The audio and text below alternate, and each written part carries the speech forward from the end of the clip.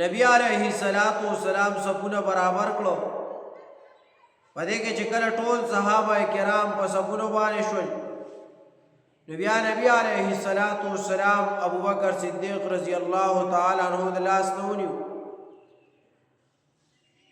نبی علیہ الصلوۃ والسلام ابو بکر صدیق رضی الله تعالی عنہ ته وی راځل جنگ شروع نه ده وخت پکې لاشتا کم سفر چې د نبی علیہ الصلوۃ والسلام د پاره جوړ کړو کومه خیمه تړلې و نبی علیہ الصلوۃ والسلام ته راځه واغې ته وردان نشو ابو بکر صدیق رضی الله تعالی عنہ هغه صحابي دی چې د نبی علیہ الصلوۃ والسلام سره ارزه کې موجود ارزه کې سره ولاړو نو نبی علیہ الصلوۃ والسلام مونیو د لاس نو ځان سره هغه ځای کې کېنو سعد ابن معاذ رضی الله تعالی عنہ د خیمه مخه ته لاس په تور باندې ولاړل تورې پلاس کې دا د خیمه مخه ته ده اسنا چې څوک نبی علیہ الصلوۃ والسلام ته تکلیف ورسي نو دی ولاړل دا غي مخه ته چې څوک نبی علیہ الصلوۃ والسلام ته ضرر ونه رسي یو صحابي ده ابو محجن ثقفی رضی الله تعالی عنہ هغه چې دا منظر وکړو او دا کار ولیدو چې نبی علیہ الصلوۃ والسلام ابو بکر صدیق رضی الله تعالی عنہ د لاس نه نیولې ده او ځان سره بوت هغه خیمه ته هغه جونګړې ته اول ته کېنو نو دا ابو محجن ثقفی رضی الله تعالی عنہ یو څو اشعار وی دی وی چې دا څنګه حالات ولیدل نو دا شروع کړو وسمیت صدیقا وكل مهاجرین وسميت صديقا وكل مهاجر سواك يسمى باسمه غير منكر سبقت إلى الإسلام والله شاهد وكنت جليسا بالعريش المشهر وبالغار سميت بالغار صاحبا وكنت رفيقا للنبي المطهر دا ابو محجن ثقفی رضی الله تعالی عنہ وی ابو بکر صدیق رضی اللہ تعالی عنہ تو ہوئی چه ابو بکر ساجی وسڑے سمر لوی احسان دے دربان دے اللہ ابو بکر تا دا خلق صدیق ہوئی اوستان سوا چه سمر مهاجرین راغلی دی آغی تسو بدل نمنوی ٹول پخپل نمونو بانے رابلی اگر چه تم مهاجر او غم مهاجر دی بد نه ده چې هغوی په خپل نومونو باندې راوبلي خو هر څوک چې تا رابلي نو صدیق او صدیق او صدیق تا په رښتیني باندې راولي د ابوبکر صدیق رضی الله تعالی عنہ څه خصوصیات دي هغه دا او د ابو محجن ثقفی رضی الله تعالی عنہ وی سبقت الى الاسلام والله شاهد وكنت جليسا بالعريش المشهر ابو بکر استاس خاصیات دي سو خصوصیات دي هغه داسې دي چې هغه بل چا کې نشته یو کمال در پکې دا دی چې د ټولو نه اول تا اسلام قبول کړی دی او ټولو نه اول ایمان تا راوړی او ستا د ایمان د راوړلو شهادت او ګواهي چې د هغه الله هم کوي امام بخاری او حدیث ذکر کړی دی صحیح بخاری کې د ابوبکر صدیق رضی الله تعالی عنہ او عمر فاروق رضی الله تعالی عنہ خپل کې څه خبره واوړې دي ستیزی د یو بل سره وکړه نو دا ابوبکر صدیق رضی الله تعالی عنہ د عمر ابن الخطاب رضی الله تعالی عنہ خفش چې دې خفش نو دا عمر ابن الخطاب رضی الله تعالی عنہ دې راغی نبی علیه السلام ته وی چې یا رسول الله زمانہ ابوبکر صدیق خفش شوی دا بس کیږي. نبی علیہ الصلوۃ والسلام ته ابو بکر صدیق نے خفه کړی، عمر ابن الخطاب یو خفه شوی، موږ خبره واوري دا کیا خفه شو. نبی علیہ الصلوۃ والسلام ته وی چاچه ابو بکر صدیق رضی اللہ تعالی عنہ خفه کو، نو دا داسې شو لکه د چې زه خفه کړم نبی علیہ الصلوۃ والسلام یې خفه کړ.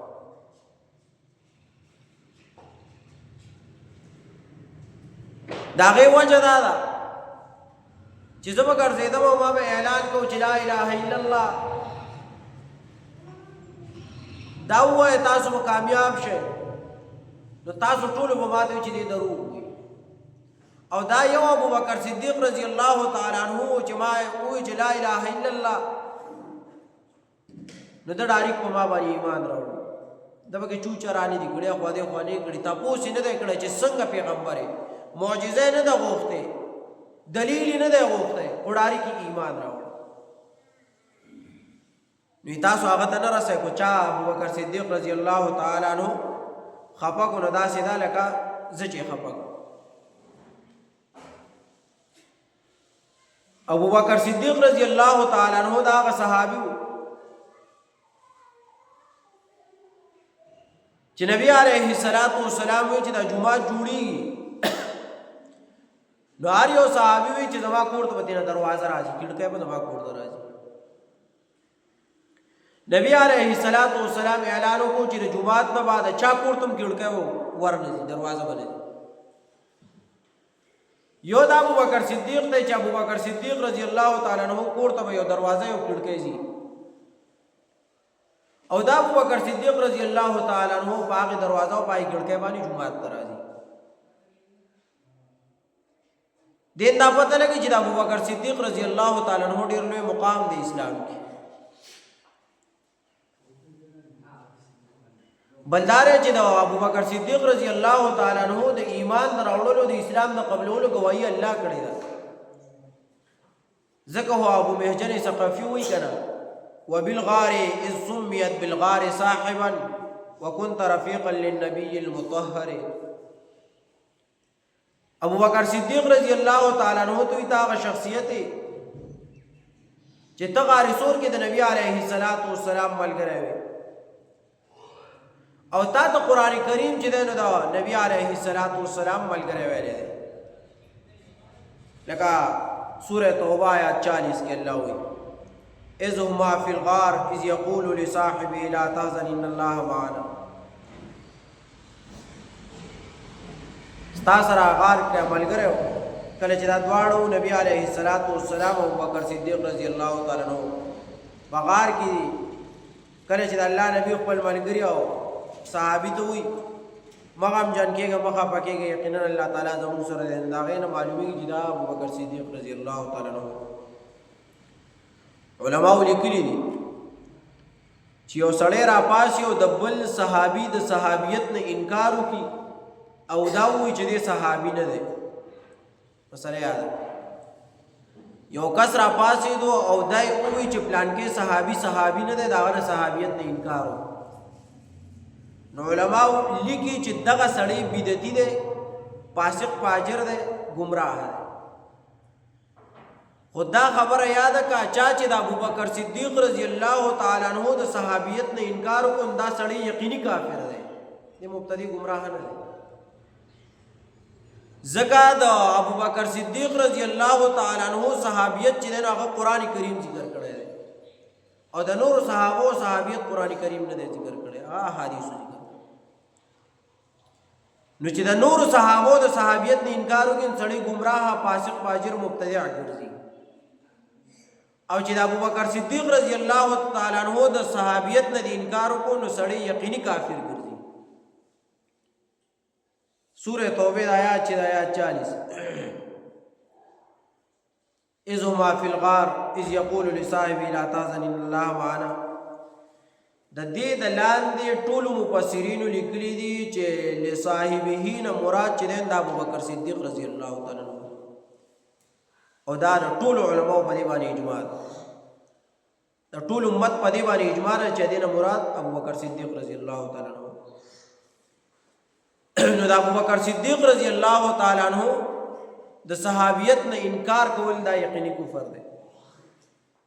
اوس بعضې خلک راپاسې انکار کوي د ابوبکر صدیق رضی الله تعالی عنہ د صحابیت نه بابا نه لعن تعالی. علماء لیکلي چې کله موسی علیه السلام ته کله قوم ورته وویل چې انا لمدرکون موږ راګیر شوي یو، نو موسی علیه السلام ورته وویل چې خفه کېږئ مو، کله هغې ورته وویل انا لمدرکون موږ خو راګیر شو دی یو طرفه رابانې چې دی نو د فرعون لشکر راغی، بل طرف ته چې دی دریاب دی راګیر شو. موسی علیه السلام ورته وویل کله ان معی ربي سیهدین، چریم داسې نه ده ما سره زما رب چې هغه ملګری دی او ما ته به الله لار ښیي. هغه ما ته ویلي چې ته وځه، نو چې زه د هغه په حکم باندې راوتم نو هغه به زما حفاظت کوي. څومره ملګري دي ورسره په زرګونو بني اسرائیل دي د موسی علیه السلام سره، او چې هغه ورته وایي مونږ راګیر شوي نو هغه ورته وایي الله به زما حفاظت کوي. ځان ورته یادوي، د جمع صیغه ورته نه ذکر کوي، بس کله ان معی معنا یې ونه وی چې زمونږ به امداد وکړي، بس ځان یاد. کله چې نبی علیه السلام او ابوبکر صدیق رضی الله تعالی عنہ غار ثور کې دي، نو ابوبکر صدیق رضی الله تعالی عنہ نبی علیه السلام ته وایي چې بار کافر ګرځي، مشرکین ګرځي، اسې نه چې موږ ته څه تکلیف را ورسوي. نو نبی علیه السلام ابوبکر صدیق رضی الله تعالی عنہ ته څه وایي؟ لا تحزن ان الله معنا، ته مه خفه کېږه، غمجن کېږه مه، الله تعالی زموږ سره دی. دلته دوه کسې د جمع صیغه ذکر کوي، هلته به زرګونو خلک دی او د واحد صیغه ذکر کوي، یو کس ځان یادوي صرف. علما وایي دي کې اصل کې نقطه دا ده که نه، د کار خبره پکې دا ده چې ملګری دوه قسم وي. ملګري څو قسم وي؟ دوه قسم وي. یو قسم ملګری هغه دی چې ځان در باندې قربانوي، چې تا ته تکلیف ورسي، ستا په تکلیف باندې غمجني، ستا نه بوج کموي، ستا نه تکلیف کموي. دا یو قسم ملګری دی. دویم قسم ملګری هغه دی چې هغه وایي ستا ملګری به خو صرف خوراک کاک ته سره کوي، ډوډۍ ملګری دی، د اوبو ملګری دی، او چې په تا باندې کله راته د هغې ملګری دی. دا کله چې موسی علیه السلام بني اسرائیلو ته وایي چې الله به زما حفاظت کړي، نو دا بني اسرائیل چې نو دا د ډوډۍ ملګري وو، دا د خوراک کاک ملګري وو. او چې موږ به تا سره یو، ځکه بني اسرائیلو چې به کله مسله راله او کله به سخته راله، لکه موسی علیه السلام بني اسرائیلو ته وایي چې تاسو زما سره لاړ شئ د جهاد دپاره چې جهاد وکړو د مخالف سره. نو بني اسرائیل ورته جواب کې څه وایي؟ بني اسرائیل ورته وایي فاذهب انت وربک فقاتلا انا هاهنا قاعدون. موسی علیه السلام ته وایي فاذهب انت وربک، لاړ شه ته او رب دې ستا امداد کوي او تاسو جهاد وکړئ، ته جهاد کوه او رب به دې مدد کوي، او موږ به دلته ناست یو. دا د هغوی خبرې وې د بني اسرائیلو. ځکه چې دی موسی علیه السلام ورته واحد صیغه ذکر کړه چې بس الله به زما حفاظت کړي، زما امداد به کوي.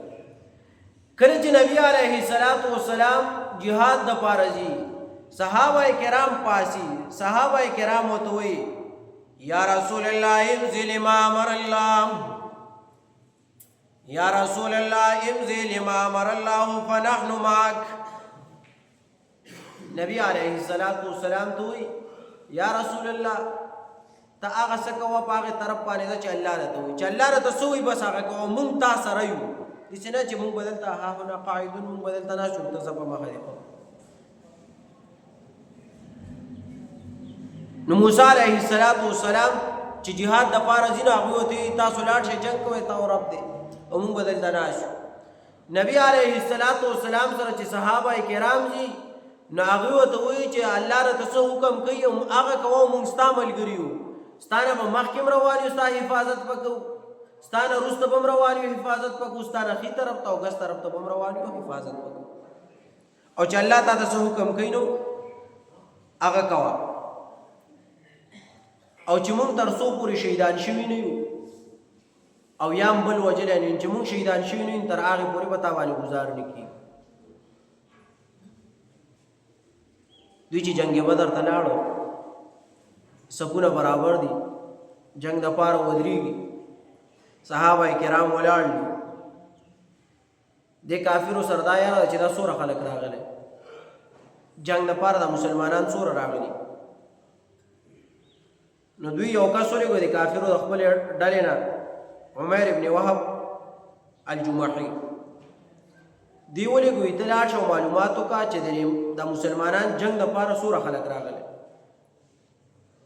دا عمیر ابن وهب چې دی لاړ او په اس باندې چکر ولګو، د هغوی د هغې ځای نه چاپېره چې دا خلک سي کي نږدې خو ورتلی نه شي، د هغې نه هم یېرېږي.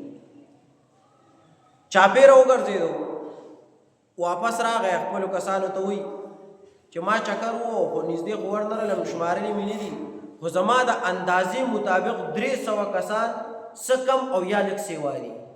300 کسان دي خو یا لږ کم دي یا لږ سیوا دي. دا تجربه وه.